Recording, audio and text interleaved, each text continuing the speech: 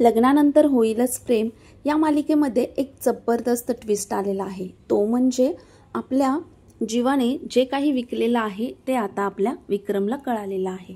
आता यासाठी आपली नंदिनी ओरडत असते की नाही, जीवा खोटं बोलूच शकत नाहीत आणि त्यांनी हार विकलेलाच नाहीये।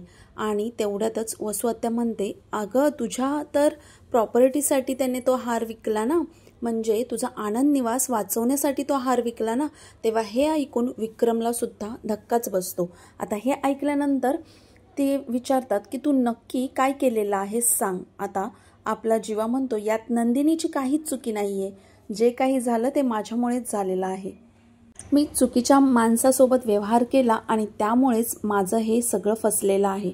आता तेव्हाच विचारते आपली मानिनी की नक्की तू काय व्यवहार केला होतास।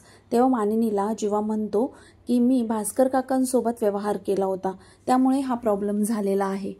भास्कर काकांसोबत जो व्यवहार होता त्यामध्ये आनंद निवास अडकलं होतं आणि माझ्यामुळेच ते झालं होतं हे मला कळून चुकलं होतं आणि मला कोणत्याही परिस्थितीत आनंद निवास परत मिळवायचं होतं, त्यासाठी मी तो हार विकला होता। तेवढ्यात वसुआत्या म्हणते, फक्त हार विकून तर 10 करोड आणले नसतील ना, 10 करोडसाठी बरंच काही याने विकलं असेल।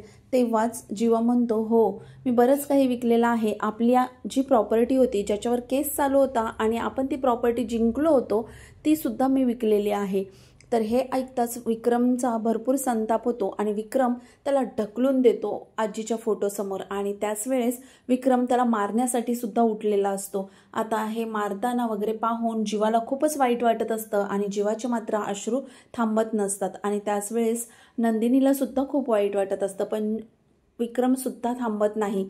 आपल्या जीवाला खरंच मारायचा प्रयत्न करतो, पण त्याच वेळेमध्ये आपला पार्थ आडवा येतो आणि मारू देत नाही। पण आता नेमकं काय झालेलं आहे आणि काय सत्य आहे हे सांगायला जीवा सुरुवात करतो। तेव्हा भरपूरच संताप उडालेला असतो आपल्या विक्रमचा, पण नक्की 10 करोडसाठी जीवाने आपल्या नेमकं काय काय विकलं असेल की गहाण ठेवलं असेल, तुम्हाला काय वाटतं हे तुम्ही कमेंट्समध्ये नक्की कळवा आणि पुढचा एपिसोड पाहण्यासाठी चॅनेलला सबस्क्राईब करा।